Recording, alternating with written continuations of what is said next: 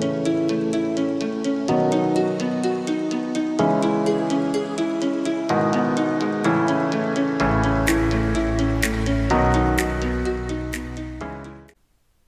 everyone, welcome to the Toy Soldier Tales podcast, episode 3, High Elves.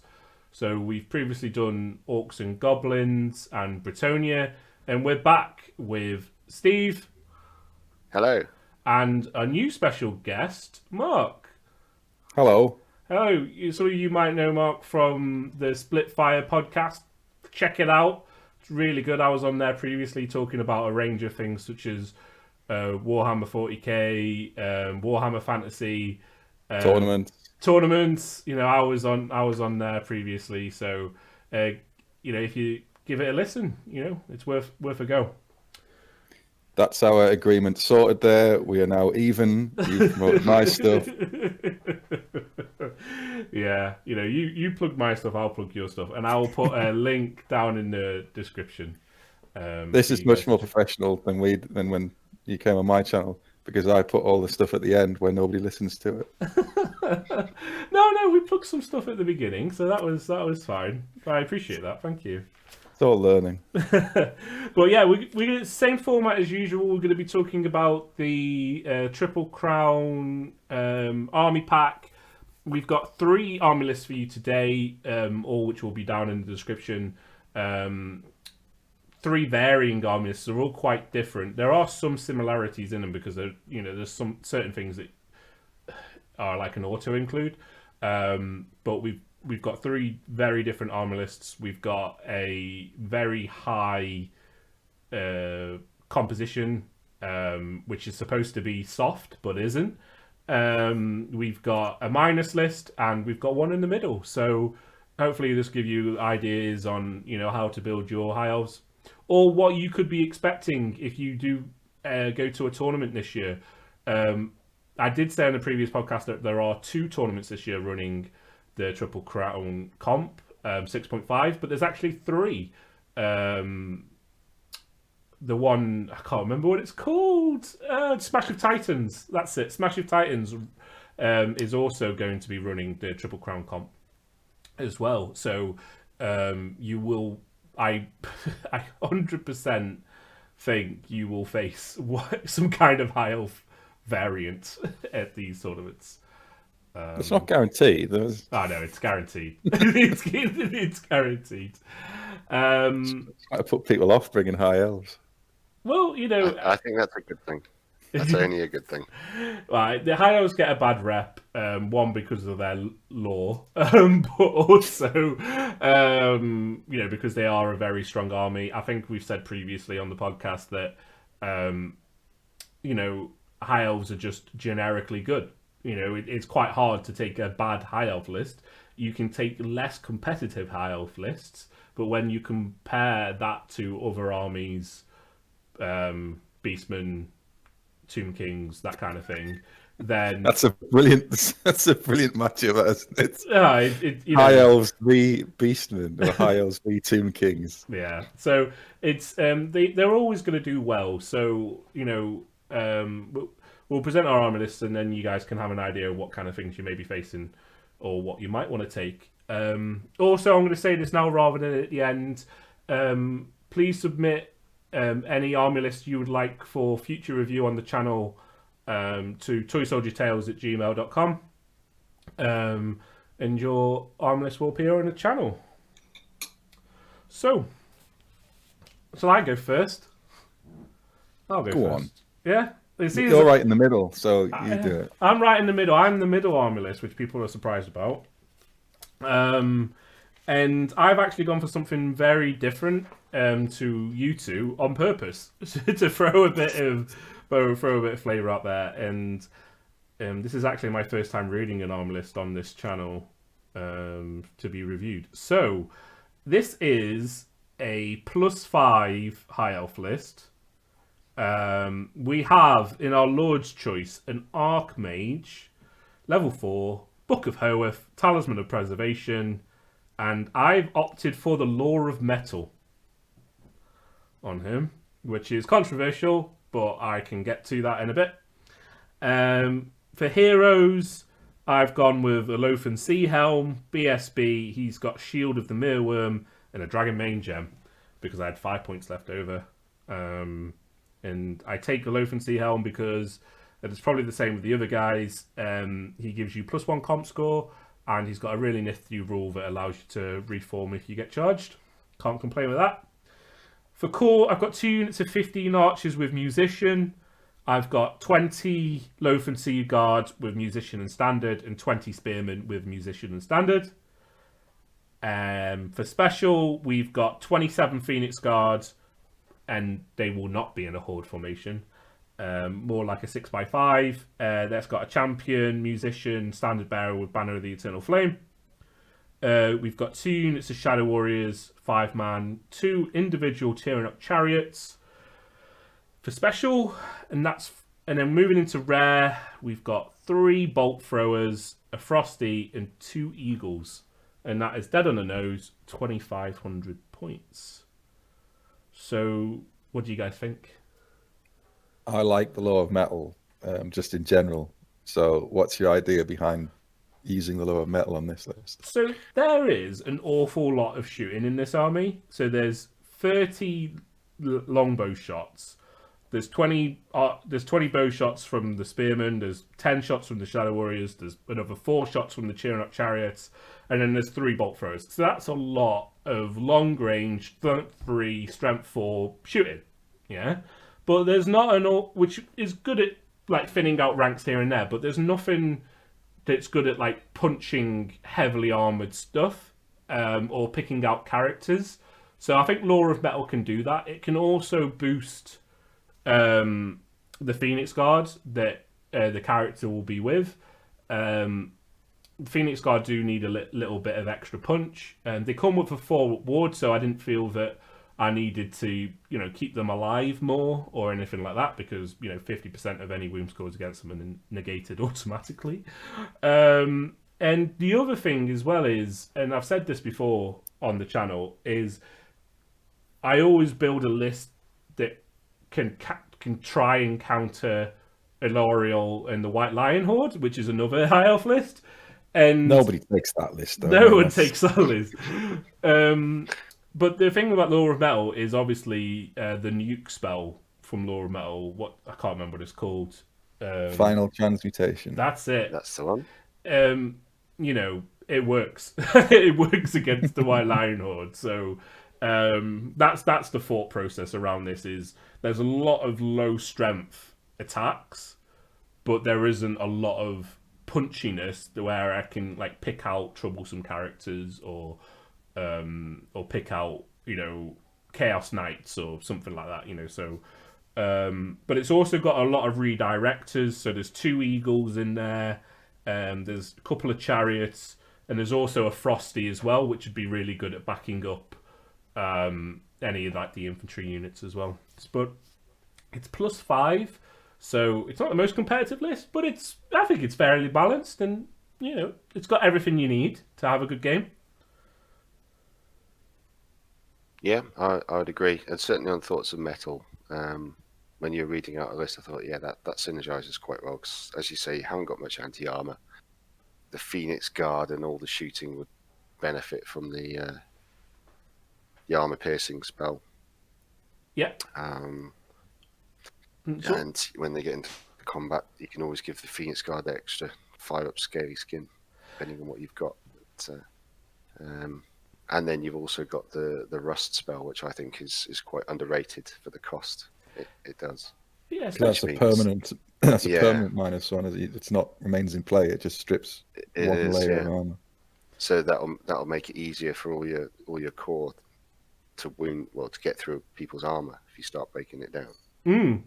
Yeah, so that's the thought process, really. It is very much sit back and shoot them. Very, very high elf, very traditional high elf.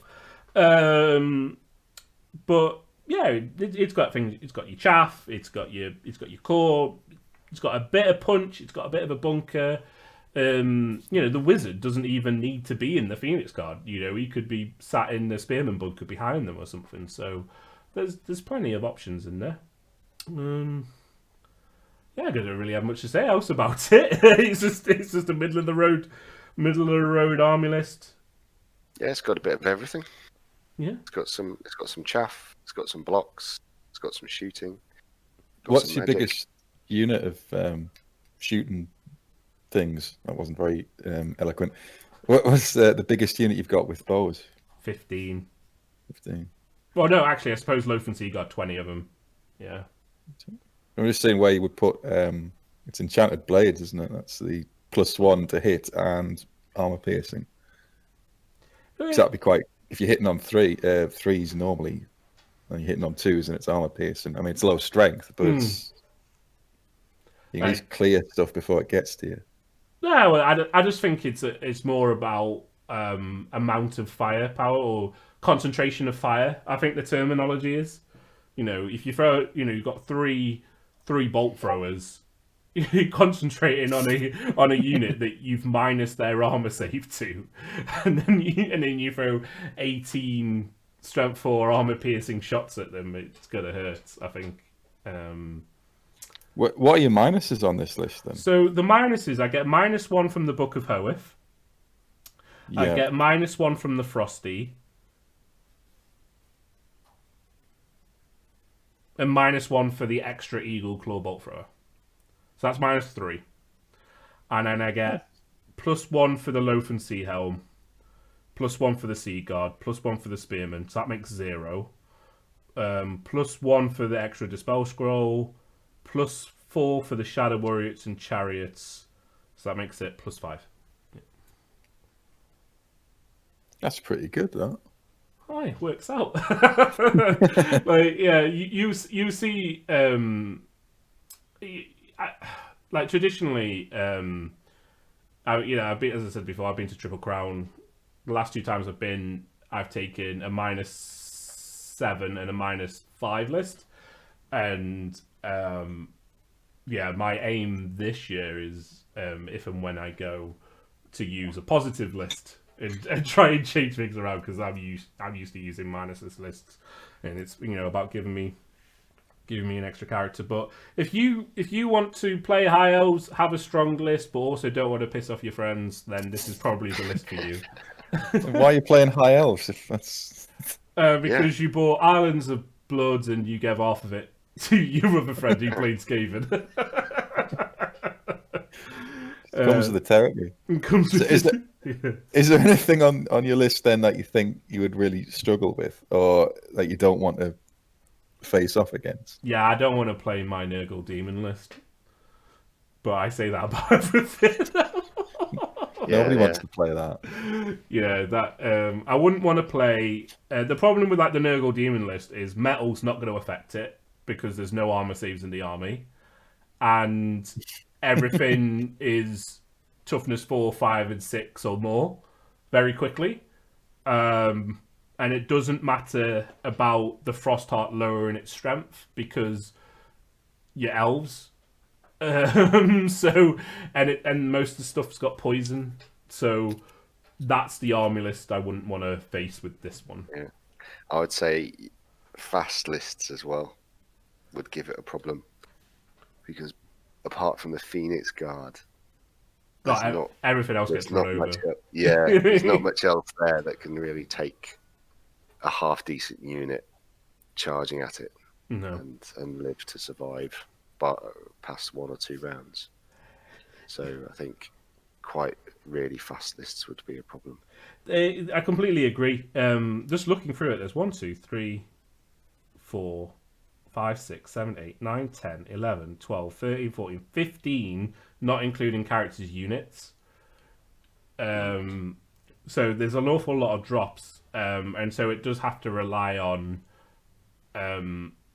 minimizing overruns and people killing a little unit and then overrunning into another little unit. So the Eagles would be very important for that. Same with the Chariots, same with like the Shadow Warriors and things like that to guide people to where I want them. But yeah, like fast lists, a Bretonnian army with 8 units of cavalry might be difficult, So you're likely to get the +1 to go first, are they? No, that's never going to happen. I don't think I've ever seen a high elf list that can out deploy, say, a Skaven list or something. That's well, I suppose the bolt throwers deploy in 1. So you got 1 for the bolt throwers, 2 for the Phoenix, 3, 4 for the Eagles, 5, 6 for the Chariots. Shadow Warriors deploy last, 7, 8, 9, 10, 11. It's still 12 drops. It's still 12 drops. Yeah. I think the only one which I had more was when I played a Beastman Chariot list. And that had about 16. 16. Yeah, because you'd like Chariot is 1, Chariot another, Yeah. Chariot another. Yeah. Was that with the current edition of Beastman? Oh, yes. Yeah, it's the did current book. Yeah. Lots of units of Ungor skirmishers as well. No, I just had pure chariots and 2 gorgons Right. and Slugtongue. That's Just stood on his own in the Well, middle of the board. I tell you what, Slugtongue would be horrible against mine because of how many units I've got. there's 12 roll. There's 12 chances for destruction there. Yeah. Yeah, Slugtongue would be pretty good. But I think it's got, as I said, it's +5. Therefore, it's not going to be, the hardest list you've ever seen. But it's got a little bit of everything. Yeah. Yeah, and I think played well, it could do well. Yeah. So Have you factored in like what scenario could come up, or is this just a generic all comers? So the scenarios that you get at Triple Crown, pitch battle, there's the take the hill one, which is there's a hill in the center of the board. If you control the hill at the end of the game, I think you get 500 points, something like that. Steve, correct me if I'm wrong, but I think that's one of them. And so, you march the Phoenix God on there. And then the other one is banners. So in regards to banners, you've got 1 on the Phoenix Guard, 1 on the Spearman, 1 on the Sea Guard, your BSB and your Mage. So there's enough. There's enough there, I think. Really, they're going to have to go after the Phoenix Guard unit and kill that, which is quite difficult because the Phoenix Guard. So Got it all sewn up there then. It's like I've done this before. Possibly. Is there any law of metal spell that you are depending on rolling for? Depends what I'm playing Something against, but if I was playing against the Alarial Horde, you'd definitely have to get final transmutation. And to be fair, I think the standard spell, which is the D6 hits, wound on their armor save. Yeah, Searing Doom. That's gonna be useful against units of knights. And also Golden Hounds might be a good one because if they manage to get a lone surviving character with a 1-up re-rollable save charging through your army, that could be nasty as well. So I think that one's just the one that's just Searing Doom, but you can pick characters out of units, can't you? So Yeah, but they get lookouts, sir. Yeah, they get lookouts. right, okay, maybe not that one. It's not Then. a death snipe spell by any means. Maybe not that one then, but I think it's just a good all-round lore that will work for them. So the other options I thought about were Shadow. I had to think about Shadow because Shadow works well. Yeah, you've obviously got your Mind Razor, you've got your Pit of Shades, but there's also the Shadow one that lowers their toughness as well, right? So yeah. I think Shadow would give you a bigger advantage against your hated Nurgle list. Yes, probably, because if you knew you were going to play Nurgle, that's the thing. It was about what do you think you're going to face. I took Metal because of you might come up against the Alarial unit, and how do you kill that? So It's not going to happen though. It's what, you're never going to come up against it. nobody would bring that. Yeah. So it was a case of right, I'll take Metal because I may come up against that, yeah, and I need some way of dealing with it. So Metal, and you do have to pick your lore before you obviously when you write your armor list. But if I knew I was going against Nurgle, yeah, I think it's a simple switch to Shadow, because it's just got so many more tools for for facing off against it.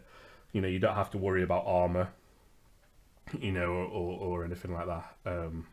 Although I mean, Nurgle is in Shadow Law. You've basically got 2 spells with that list. They almost have to shut down, and that's the minus toughness one or the Pit of Shades. Yeah, either one is going to do nasty things to it. Definitely. So if you lower, say, a Plague Bearer Horde or whatever, the large box toughness with all your shooting, you know, you could take out half the unit. Definitely. Lower it enough. As would a big pit in the middle of it, as it would do the same as well. Aye, exactly. So, but yeah, so I think Shadow's a very good option if you want to take that. Laws I wouldn't take. Light. I'm just thinking what like high magic could be another one. The reason high magic could be a good one is because of Hand of Glory, but also the Unmaking spell. I can't remember what it's called. Arcanum Forging. That's it, Arcanum Forging. That's also a very good spell. And obviously, if you stick your wizard in the Phoenix Guard there, you cast one spell and their ward save's now 3 up. So you know that's another option. Yeah. So yeah, there's a few things in there. Right. So I don't think we've got anything more to say about my army list. I think it's just very generic. It sits in the middle, gives you some options. So I think we'll go with the negative list. It's you know what? Sorry, can we come up with a different term for it? I think it's definitely a negative list. I think we should just embrace the negativity. Right? Make your peace with it. Embrace it. It's other people that are negative about lists like this. It's not me. Oh no! It's the only minus list in this today's chat. Yeah, but you can't blame me for it. Why? Because I would never have come up with this without either of you's interaction. So you're third to blame, each of you. I think you'll find that both of us have chosen positive lists. for this tour. But just because you can doesn't mean that you haven't caused something in the past. What have we done? What have we done? Yeah, I could have been a fluffy Tyrannok chariot player before this, but no. Right. So this, we'll say negative list because I can't think of anything more fluffy to call it. Lords, Alariel the Radiant. Heroes, Caradrian, the captain of the Phoenix Guard, on his best mate Ashtari. A Lothern Sea Helm as the BSB. He's just got Armour of Destiny.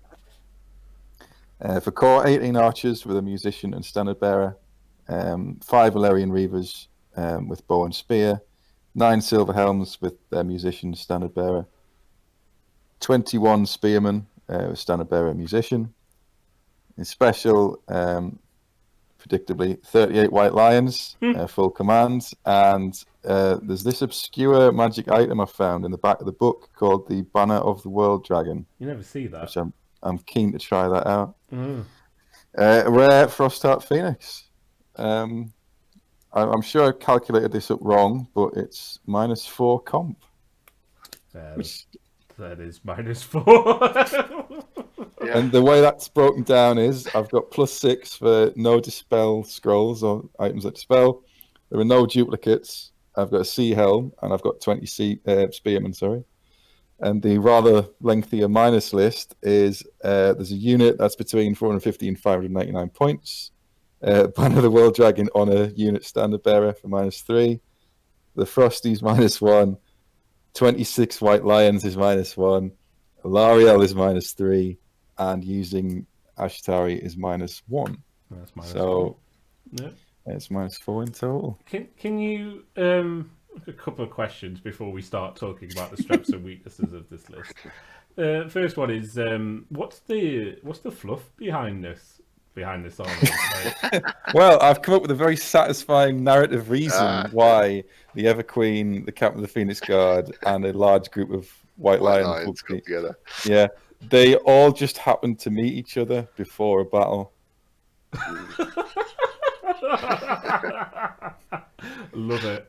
I love it. You could have said it was like a party in the middle of Ulster in which they all got together for, and some other army just happened to wander along, and but they put down the rail and decided to give them a good shoeing. Narratively, that wouldn't work because Caradhrian doesn't really go to parties, I don't think.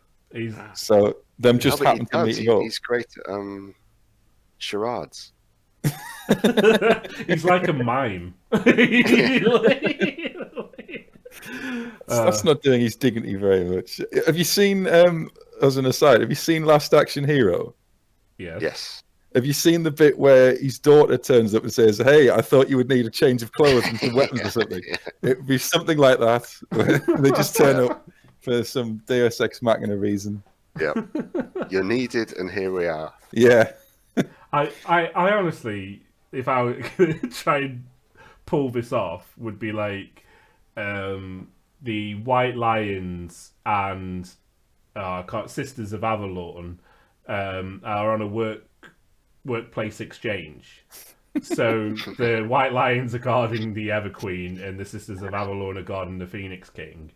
And Caradhrian on a shorty was having a race with the other Frostheart. You know, they were training it and getting it faster, and then they just happened to come across them in trouble. And then there you go. Brilliant. 100% that's what happens. So, all you narrative players, this is perfectly narratively justified. It reminds me of when in 7th edition you'd get the Col Franz on Dragon with the 2 steam tanks, the 30 handgunners, and like the 3 cannons army, and that was always fun to play. Yeah, do you remember that one? And then people would be like, "So what's?" And you'd have to write a fluff if you went to like GT. You'd have to write like a 1-page fluff on your army.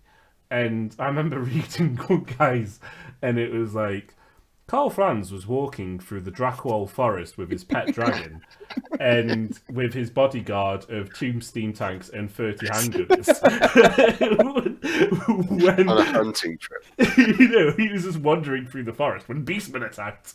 You know, but it's like, why is he walking through the forest with? I think there's only 6 steam tanks left in the Empire, with 1/3 of the steam tanks, and why is he not out on Deathclaw? Why is he out on his dragon? You know, like...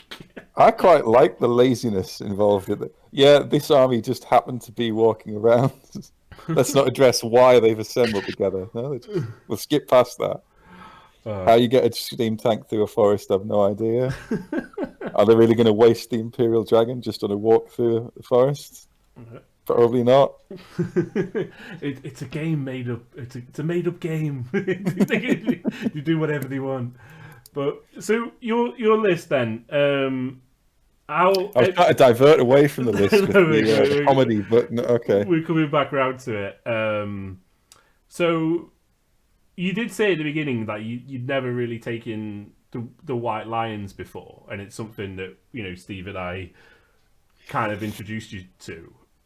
Well, it's you pointed out, as on another very popular podcast, you may have mentioned this, introduced me to the idea of putting Alariel in a block of White Lions, which I then really liked, and I've tried that twice at 2 tournaments previously. But I think it was Steve was talking about some, and I don't want to spoil anything for what might be in his list coming up. He was pointing out a way that you could get something we've seen like 4 Frostheart Phoenixes in a positive comp list. Oh yeah, that's easily possible. Yeah. And as I was the list I originally sent you, I thought, hang on, I was trying to find a way of getting, because I had a Flamespire in at the start, and they're not great compared to Frostheart. So I think there must be a way, or is there a way to get another one in? And then I just thought, well, he got that many in using that Phoenix Guard guy. So then I thought, can I wedge that in the heroes? So I had to cut a bit out.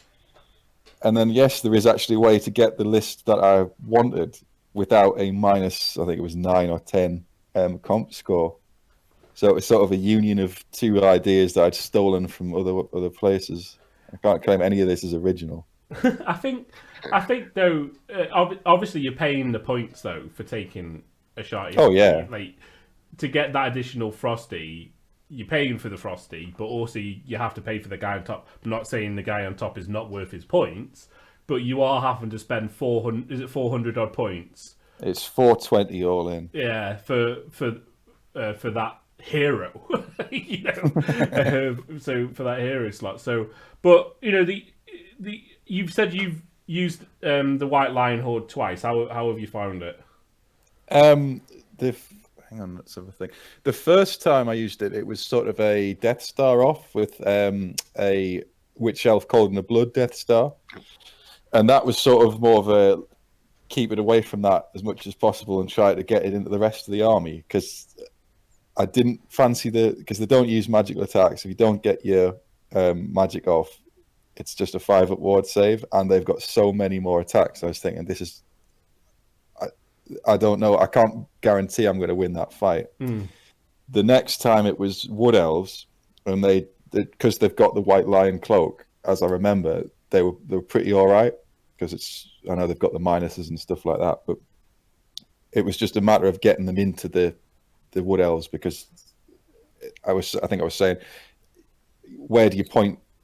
You've got a block of infantry. Where do you point them at Wood Elves? Because they're so like scattered and little units, and I had difficulty working out what to point them at. But when I touched them, it was they cut through them no problem. And at the end, I was playing Skaven with them, and there wasn't many of them left, but they did last all the way through. So I like using it, and I can see how. I don't think I'm using it properly, but I think that's lack of practice with it. I know there's not much finesse in it; just point it at whatever you want to destroy. And the two Frost Hearts, because they're just so flexible and really, really strong units. So 2 times Thunderstomps, was it 4 attacks each at strength 6? They're toughness 6, but it's pseudo toughness 7 because of their aura. They're making everything always strikes last, which if you get them in with the White Lions are going to be striking at initiative order anyway. So I've enjoyed playing those lists, but you do occasionally, or at least on one occasion, when you put it down and the opponents go, "Oh, it's this list, is it?" Like, yeah, it is. I'm that guy. I think, and I've used it a lot. As I said, like previously, I used to run Sword Masters, big 38 Sword Masters. Sorry, that's wrong. 37 Sword Masters, Battle of the World Dragon. I threw Core Hill in there because the reason I took Sword Masters was because I think they're cool. And they come in the Island of Blood box set, so I've got a load of them. And nice models as well. Yeah, they're nice models. Yeah, they're easy to paint. So, I took them. You get +1 for Core Hill, so I threw him in there because he makes them stubborn. Banner World Dragon, obviously, +1 for the Lothern Sea Helm, and Alariel was in there. So it doesn't have the survivability of the White Lions or even the Strength 6, but it has more attacks. So there's odds and evens with that. But I use that to obviously like a pretty good degree of success in the first tournament I used it in. It had like some good success against like James's Orcs and like a few other armies, but you're definitely right. Is you have to know. You can't just plonk it on the table and charge it forward because people will redirect it. People will stay away from it. They'll wipe out the rest of your army. They'll find some way of avoiding it, if they need to. So you got to really think about how am I going to get my points back or more on this 1,000-point unit that I've put on the table. So I remember, I think the most trixiest thing I ever did with it was I was playing against an ogre player, and the game ended as a draw. The rest of my like what had happened was he had his big ogre bush unit, and I had like this unit, and the rest of our armies had like cleared each other up, and it was just like these two units like facing off, and I was like, right, it's my magic phase, and he hell-hearted Ilariel, which meant that, and she's the only wizard in the army, and I lost my D6 dice, and I didn't get a magic phase, and so I was like, crap, I've got only my 5-up save, yeah.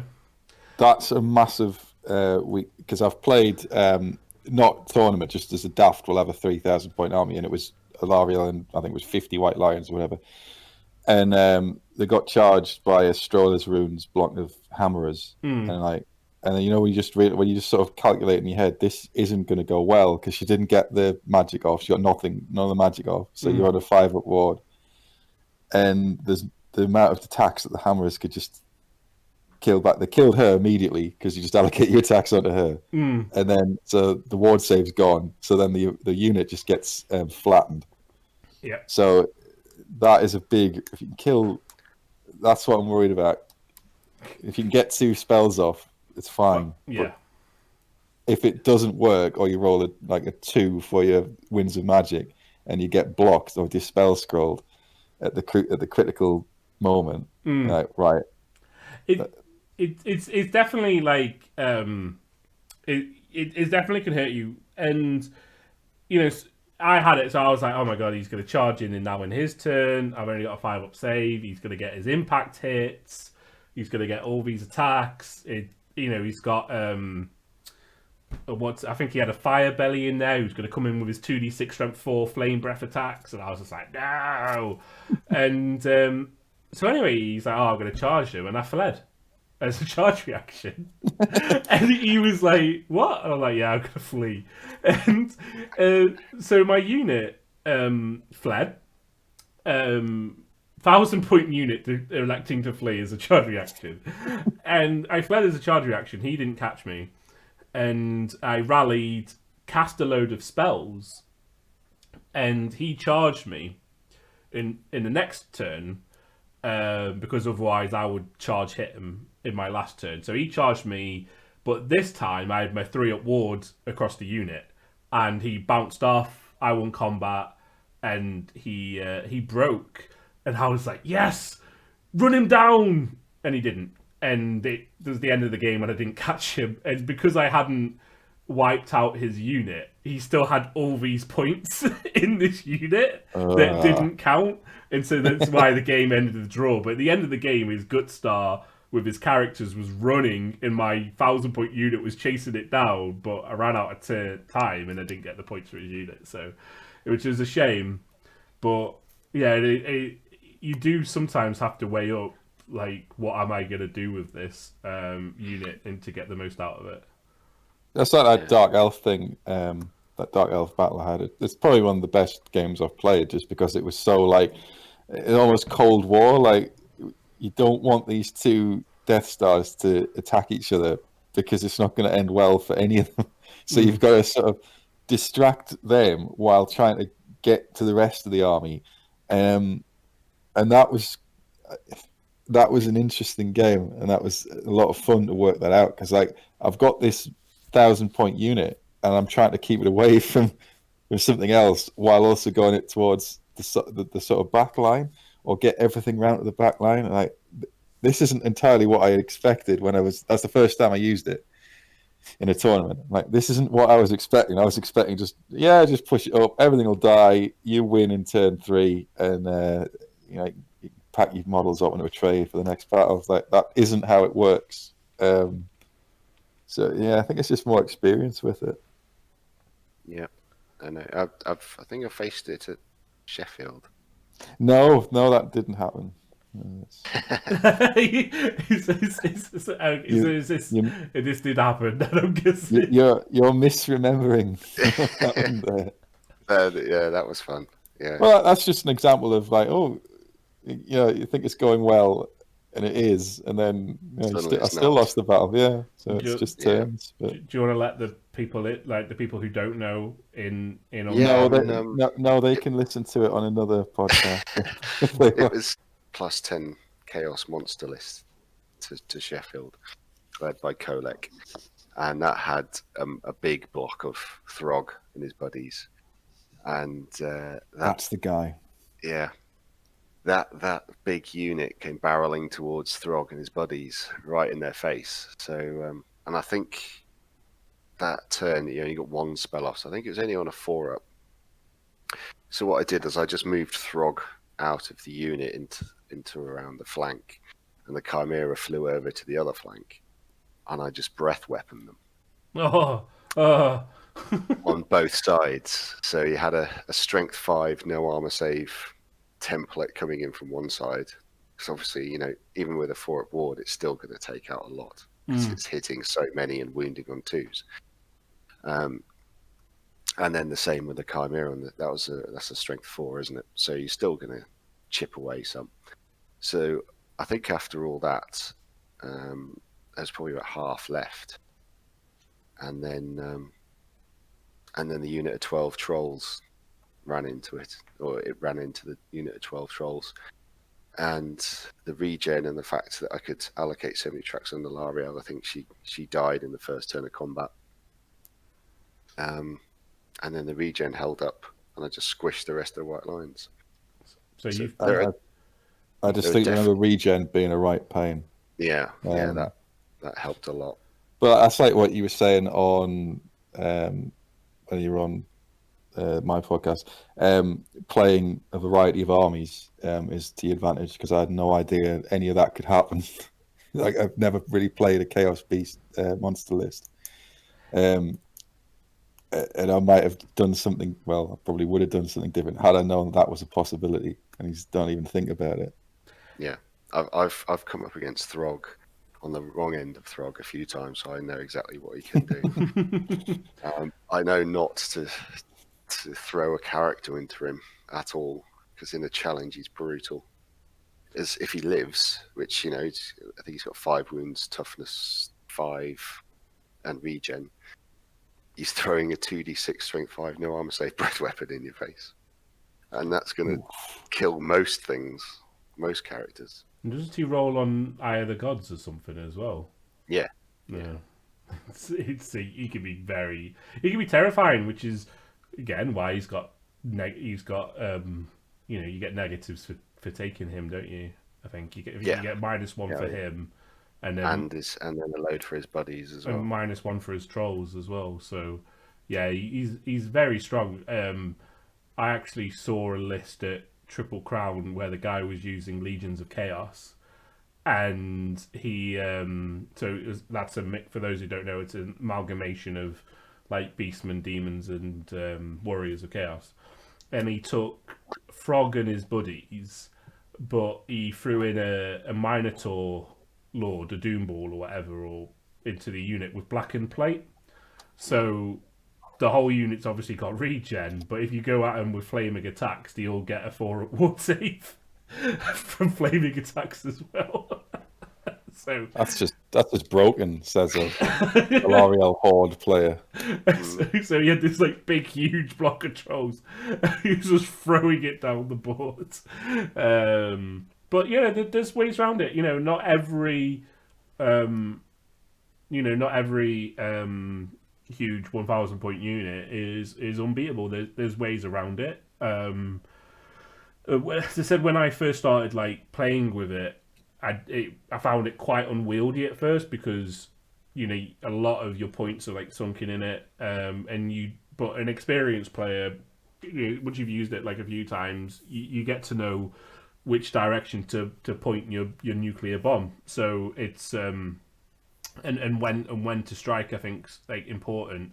But you have to use a lot of your other pieces on the board, like chess to line up that shot to get the target in sight. So I did a lot of practicing against like James's Orcs, for instance. There was games where we played very heavy artillery lists, and we were like, well, how does this army deal with against a lot of artillery, or how does it deal against Savage Orc Biggins?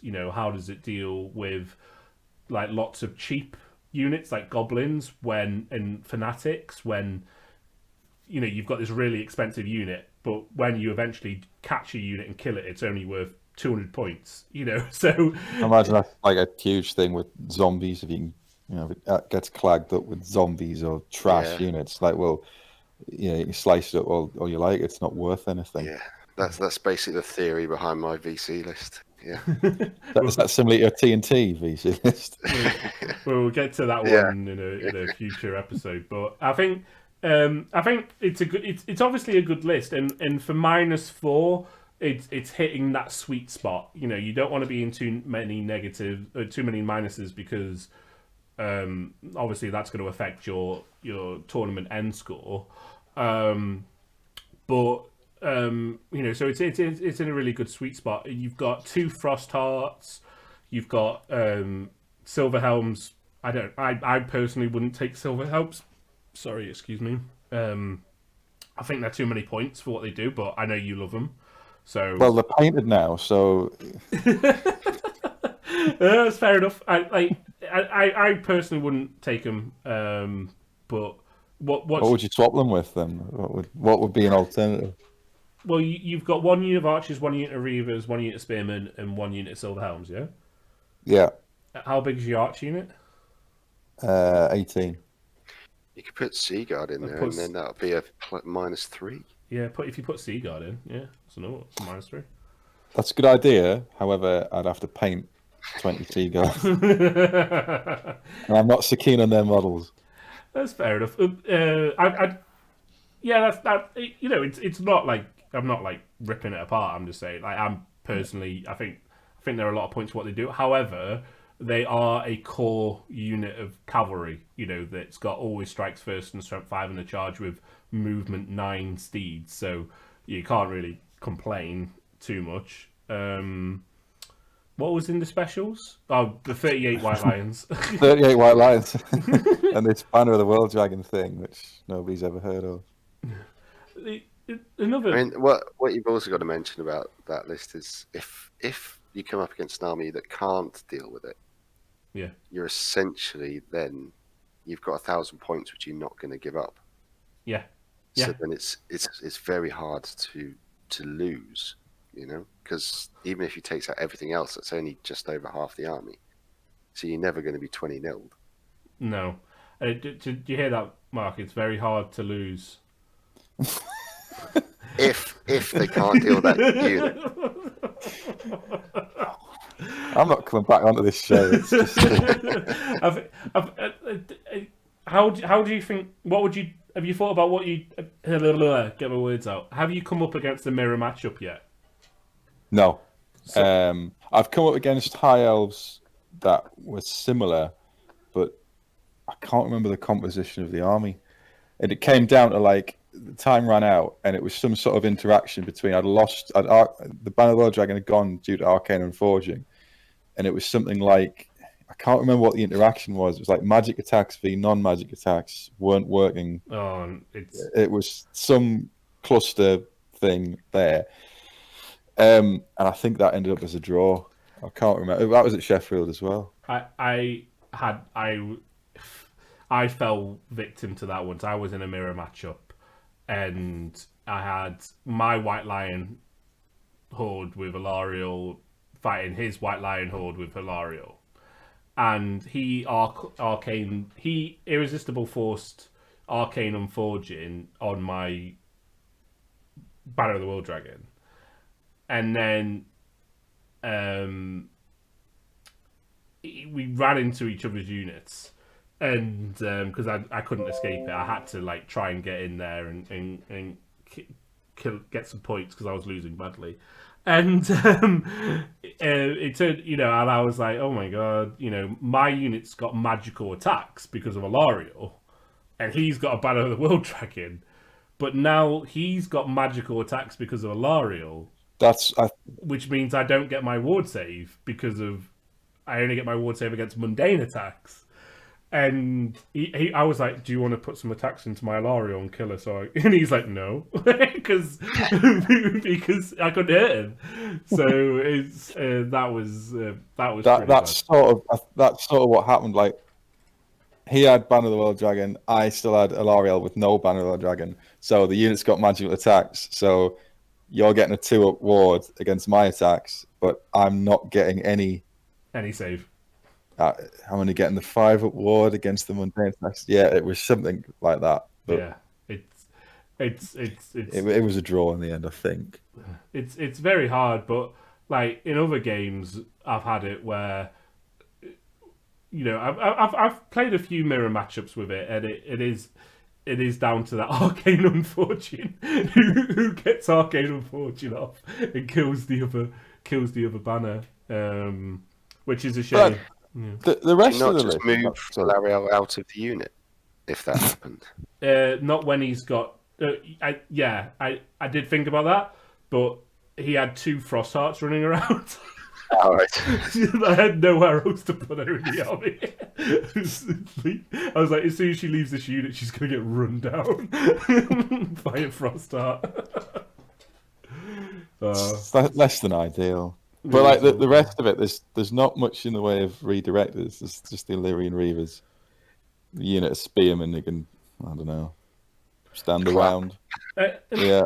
And I think that was... Give me +1. I think that's the difference between your list and the list I took. So the list I took was Alariel, which is -3, the Lothern Sea Helm +1. That had 2 units of archers, 15, a unit of spearmen, 2 units of reavers, and maybe 1 unit of reavers, 38 white lions, 2 frost hearts. So I took the points hit, the comp hit on the 2 frost hearts because I'm not getting Highlander, which is +3, and it's -3 for 2 frost hearts if you take them as rare. It's only -2 if you take one as the hero choice and one as the rare. So I took a lot of comp hit points with that. However, I put the 2 Tyrannoc chariots in, you know, the 2 units of Shadow Warriors, which gave me +4 comp. So I think that came out around about -5. So only like one less than yours. However, by doing it that way, I think I also had like an eagle in there as well. By doing it that way, I had lots of like redirectors and chaff units. I like to call them supporting units for my main block or cheerleading units, I suppose, because they're just basically their job is to clear the chaff. So having that 2 units of archers, having my Shadow Warriors, having my own chariots, it was a way of deflecting all the shite away from the 1,000-point block. And I'm just going to say they're so good they don't need any help. That's fair enough. And just hope that carries me through 5 games.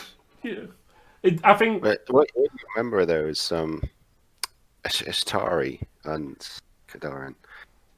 He combos a lot better with the White Lions than just another normal Phoenix because he's got flaming attack. So if you went into, say, that block of trolls, he would strike first before the White Lions, take off the regen, and that unit would just evaporate. That's what I was thinking, because there's nothing else in this list that can deal with regen. There's nothing flaming other than Caradhrian's sword. I think it's useful having that mobile flaming attack source. Oh, I'm not knocking that choice. I think, you know, well, it sounds like you are. I mean, I'm just explaining the my comp score was -5, and I had all this stuff in. No. What I'm saying is like just went a different way. The reason I went a different way was because I was trying to. I'll be perfectly honest. I was still trying to get the 2 Frosties in the list, and add on my own chaff and redirectors, which I think you said your list doesn't have an awful lot of. So that's why I went that way, was to add that stuff on. But rather than spending 420 points on a Frost Heart, yes, Caradhrian's got his own amazing benefits. I spent 240 points, which allowed me to take this other stuff. Yeah. So that's the reason for it. But I'm not knocking like the strength of your list in regards to like. Well, it's untested. So when for me anyway, when all this lockdown stuff's over, I think my plan is just to use this non-stop, and see how many people I can play, just to practice it, because I'm out of practice anyway, and this format I've never used, and I've never used the generic list that much anyway. So that's my ambition for when it's possible. We'll definitely get you on the channel once you've got it all ready and sorted. I better have a better green room on the channel. Green room. It comes with tea and coffee and biscuits when you come on the battle reports. But not like cocaine. We've not hit the big time that much. No, we're not in. I was gonna say a particular battle report making YouTube channel, but I decided against it. I was like, I don't want to start a war or throw shade at someone. Any lawyers listening? But honestly, I think that list would do well. Well, my only ambition is to get into the lower table. So if it does that, and I've got a fully painted 25, this is exactly 2,500 points as well. I've got a fully painted 2,500 points, then my year will be a one of achievement. Brilliant. Is that like on Dodgeball, where he's like, I find it if I don't set any goals. Do you know what I'm about? Do you know what I'm about? That phrase where he's like, she's like, oh, do you have any goals? And he's like, no, I find that if I set goals, I may never reach them. And so this way, I'm never disappointed. This has been non-stop insults since I came on this channel. No, I'm sorry. I am sorry. It's just that's what it reminded me of. But you'll have to. I know it's a tournament, grandmasters like yourself. Those achievements are quite minimal, but us lower people on the ground floor, we still have feelings. I've only ever seen you win, Mark. So you have. That's a lie. You beat me the first time I met you. No, honestly, I honestly look forward to seeing how it does. I think I'm not able to go to Cardiff anymore, but I'd be interested to hear your feedback. But we'll get it on the channel, and then I'd love to see it. For those who who haven't followed Mark on Splitfire, you're on Twitter and stuff, aren't you? Yes, it's. I can't even remember what it is. Cut this out. But you've been posting pictures of your new high elves on there, and there's some really good stuff you've been doing. I'm desperately trying to get these all painted, because having an army for 4 years and not having a single completed unit, as I did that was the position at the start of the year, is just obscene. So this army here, most of it is either fully painted or can be very quickly fully painted in the next couple of months. Karagian and Alariel are not painted, so that's the to-do list. Do you have all the miniatures you need for this? Yes, I've got them all. Nice. Great. Well, I look forward to seeing more. As I said, I look forward to winning Triple Crown. See, that's what you should be aiming for. Absolutely. You know what my target is. It used to be finish higher than James, but because he's not here, I'm going to throw some shade and say that usually happens. And so my new target in tournaments is to finish higher than Steve. That never happened. So I never finish higher than Steve. I've only played Steve twice, but the problem with playing Steve is it's like, in my experience, is this is going well, and then there's a cut to like, I've lost, and I don't understand the interconnecting sections there. So, good luck. I've played Steve twice, and the first... It went quite... It's very similar, actually, Mark. It was all going well, and then suddenly it wasn't. Yeah, I've played... How did you lose? Gradually, then rapidly? I just lost rapidly against Steve. Yeah, I think it's 3 turns or something. Steve just ran over me in our first time we played, and it wasn't until after the game that Steve was like, "If you'd done it this way, you might have won." And I was like, bollocks. You know, like...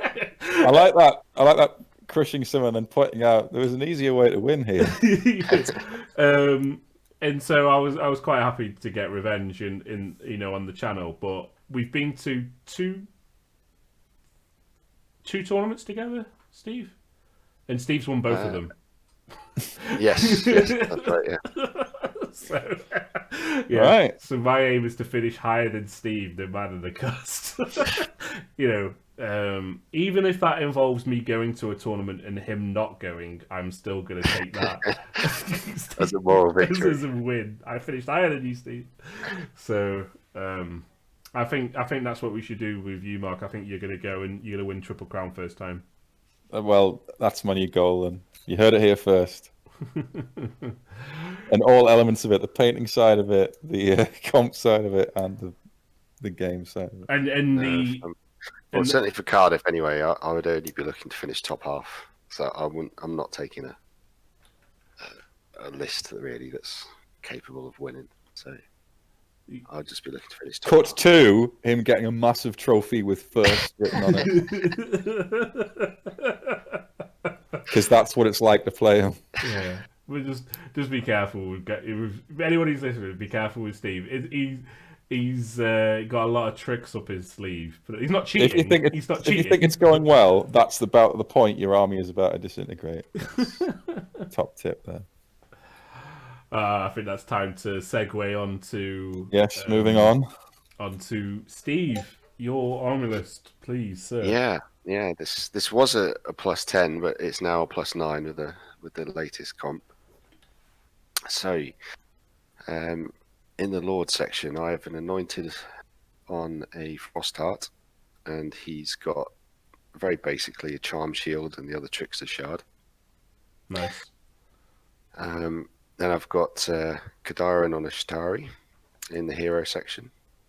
And backing him up is a Mage with the Gem of Sunfire and a Power Stone, level 2. I still haven't fully decided on the lore at the moment. I've got it on Heavens. Oh, interesting. Core, I've got 28 Seaguard, full command, and 28 Spearmen full command with the Banner of Flame. In special, I've got a Sky Cutter, 5 Shadow Warriors, and a Tyrannok Chariot. And in rare, I have a Bolt Thrower, a Flamespire Phoenix, a Frostheart Phoenix, and a Great Eagle. And that comes out as +9 for that. So that's 3 Frosthearts and a Flamespire. Yeah, 3 Frosthearts and a Flamespire. Yeah. 4 flying monsters. What made you dream of this list then? To be honest, I just fancied painting some Frosthearts. So I thought, okay, how many can I get in the list? I quite like that philosophy of building a list.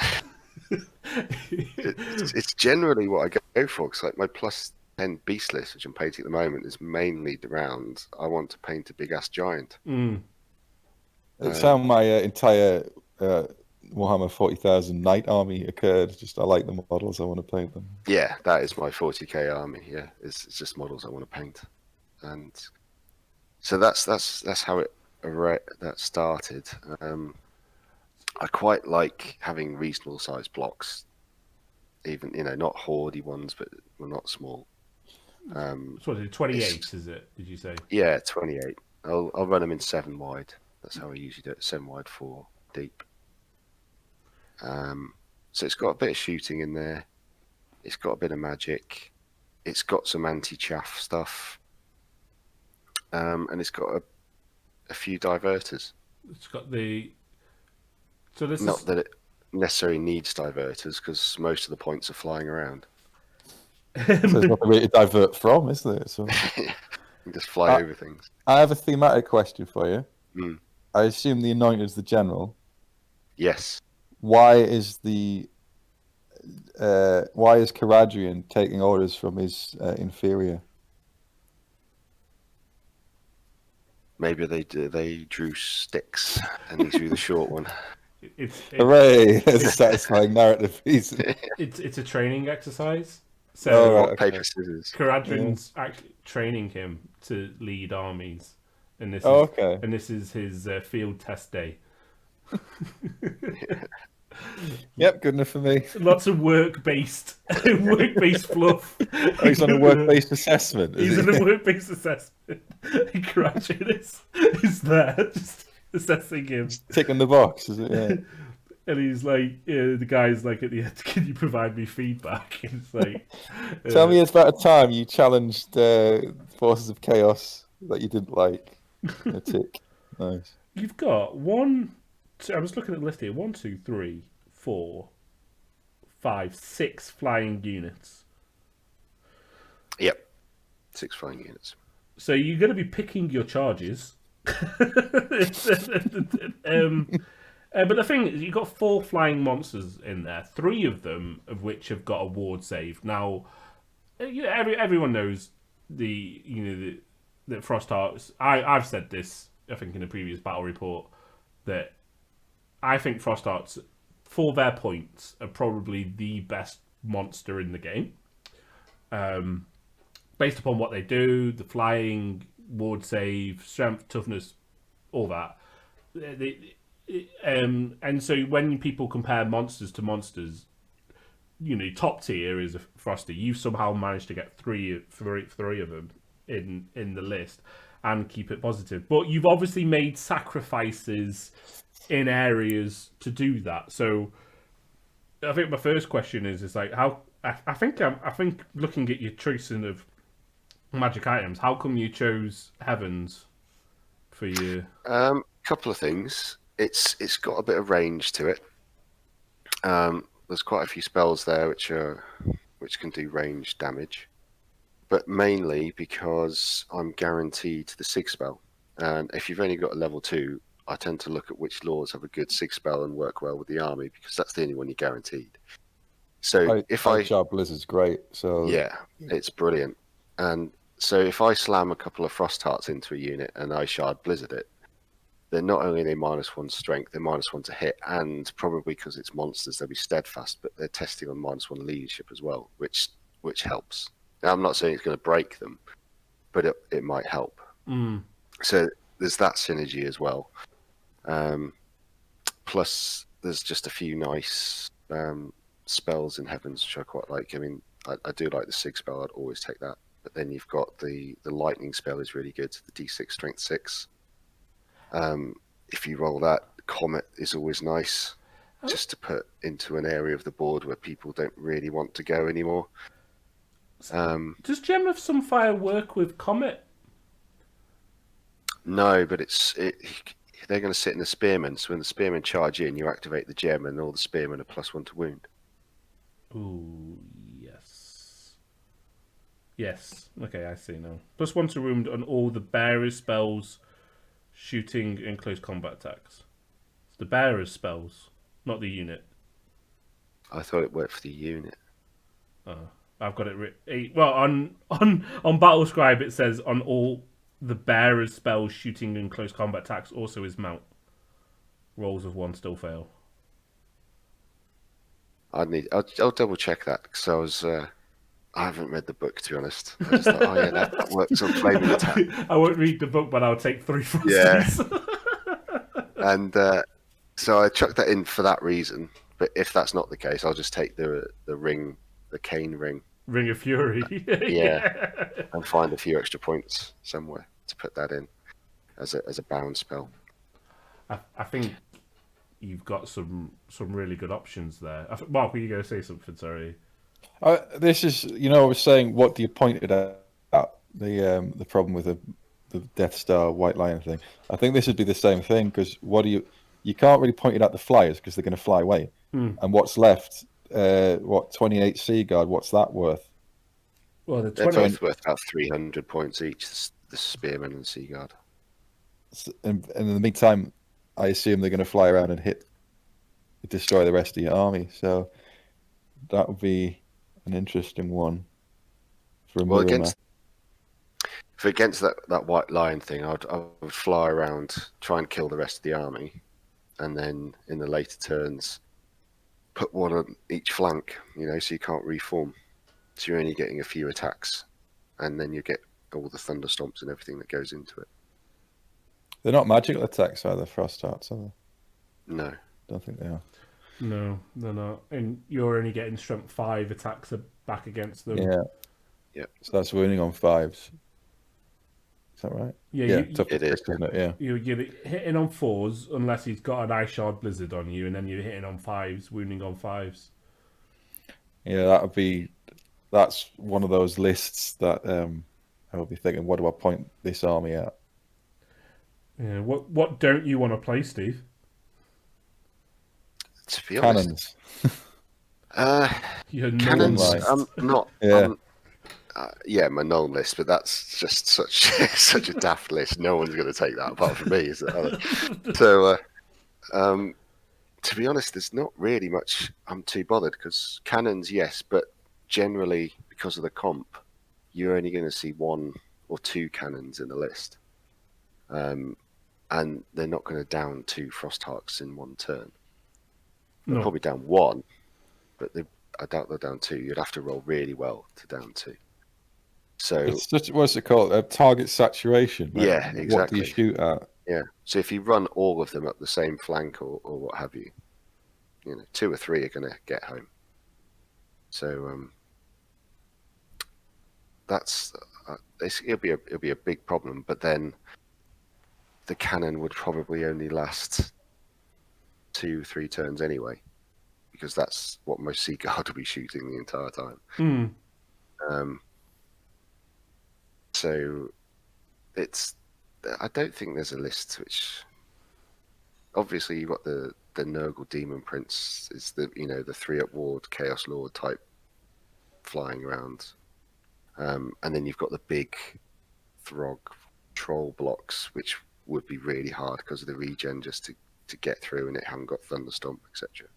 If you'd have to use Kadaran properly in that one, but then if you've got Throg in there, you'd have to put both characters in. So you do not want Kadaran being killed by Throg. Yeah, the challenge kind of thing, yeah. Yeah. So there's definitely challenges for that list, but I think you could give most armies a game anyway.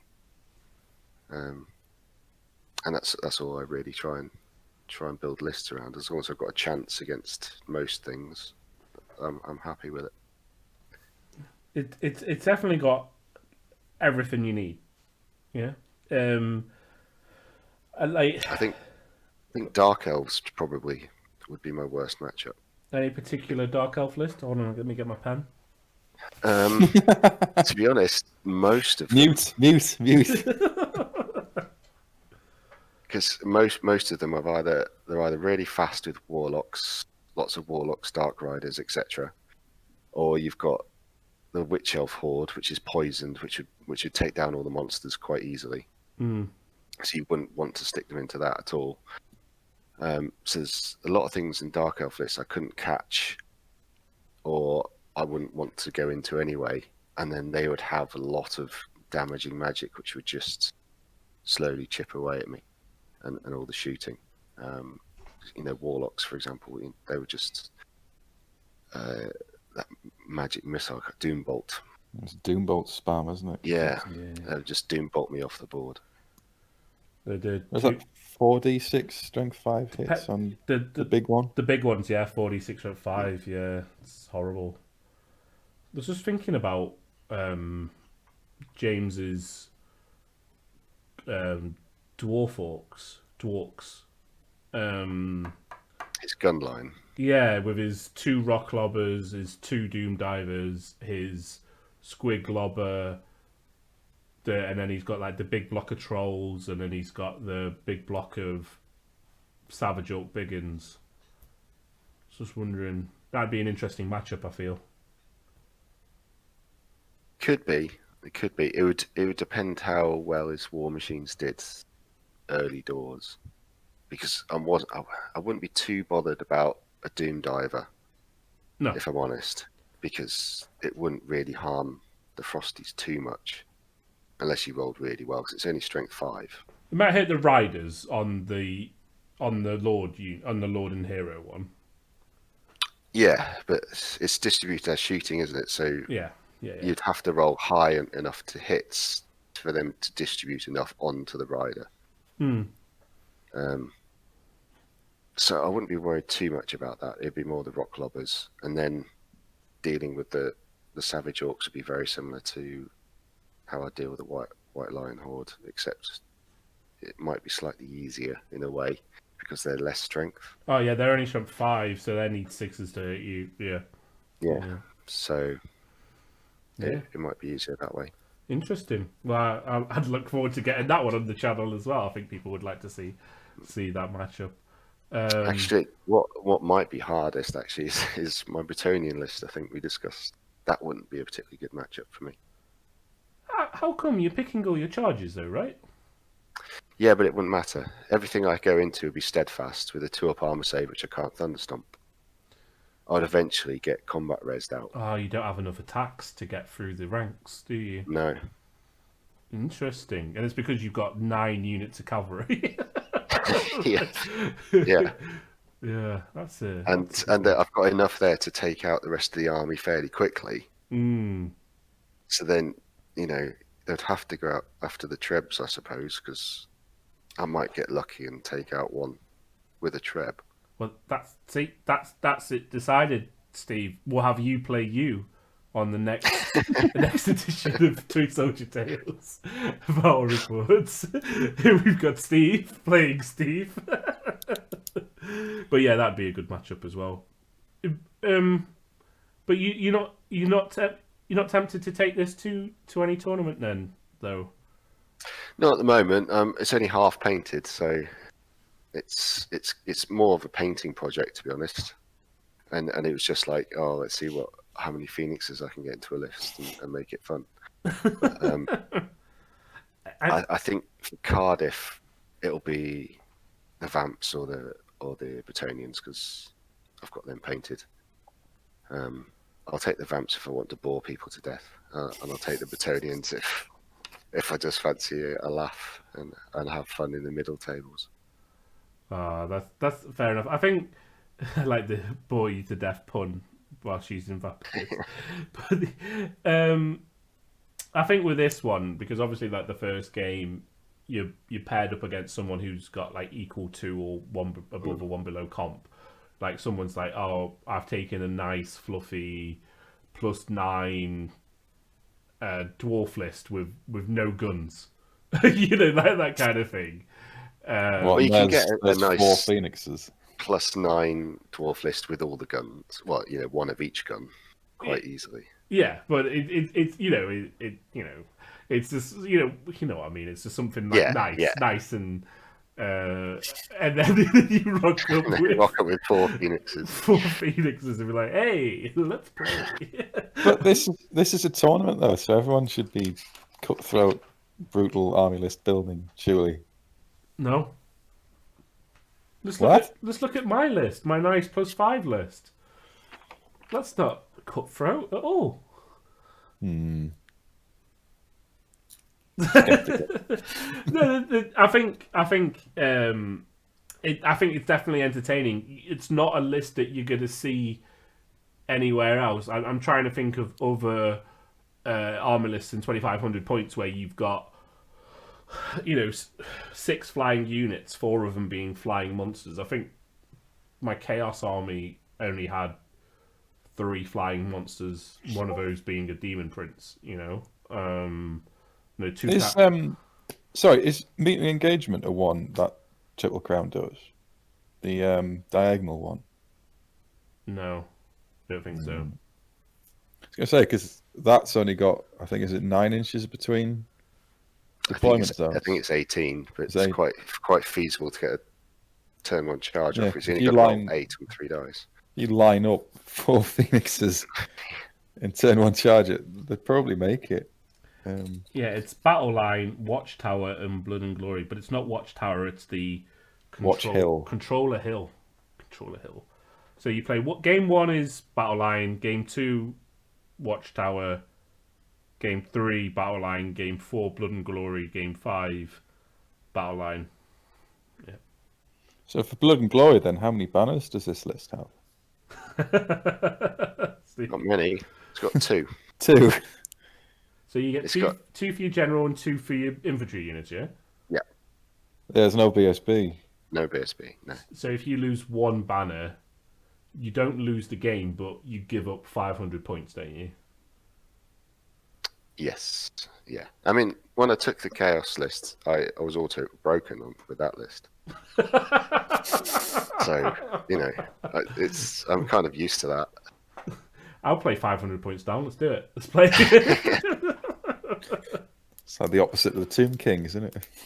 Well, when you get to Steve's level, it's like, I'll give you 500 points to start, and that's your handicap, and then we'll play. It's like golf, isn't it? Well, it's you kind of think of it in a way. Yes, I'll be down on that one, but I'll have advantages in other scenarios. So yeah, definitely. Well, I really look forward to seeing it in action. To be perfectly honest, I don't want to play it, but I was just thinking through like the armies I've used on the channel. So the first army I ever used on the channel was like 4 years ago. It's not it's just me messing around with my mate. Your army would, I think, run over it. It might not kill the Demon Prince, but it'd kill the rest of the army pretty easily. I think you've got ways of beating the Nurgle list, which is quite strong. And my high elf lists that I've used, or they've not been the most competitive. So yeah, I think you've got ways around that. So yeah, I think it'd definitely be good. And as I said, I look forward to getting it on the channel and seeing it in action. You never know, we might see it against. I know no one wants to watch a High Elves versus High Elves game. We'll get one of you. They would never fight each other though, so thematically it wouldn't work. What, elves never fight each it other? could be the High Elves don't fight each other, no. early Civil War days or something. Before they became Dark Elves. One side of them are Dark Elves, even like proto Dark Elves. That's how I justify it. Well, don't some of the High Elves go on Tyrion's side, and some of the High Elves go on Malekith's side? And let's not get into this thing that didn't happen. It didn't happen. No. Yeah, for those who don't know, like Mark's like, probably should have said this at the start, but you're massively into the High Elf lore. Obviously, I think it's obvious that they're your favourite faction. I've given a few hints that they're my favourite faction. Yeah. Phrases like, these are the best army and I've ever collected in anything. That's sort of a giveaway. You also have a favourite Phoenix King, don't you? Well, I could discuss the Phoenix Kings at length, and probably will in an upcoming episode. But I think Calador the Conqueror is probably the best. Tethys is pretty good, but Calador didn't arguably try to take the Sword of Cain and had to be killed by his own bodyguards. So,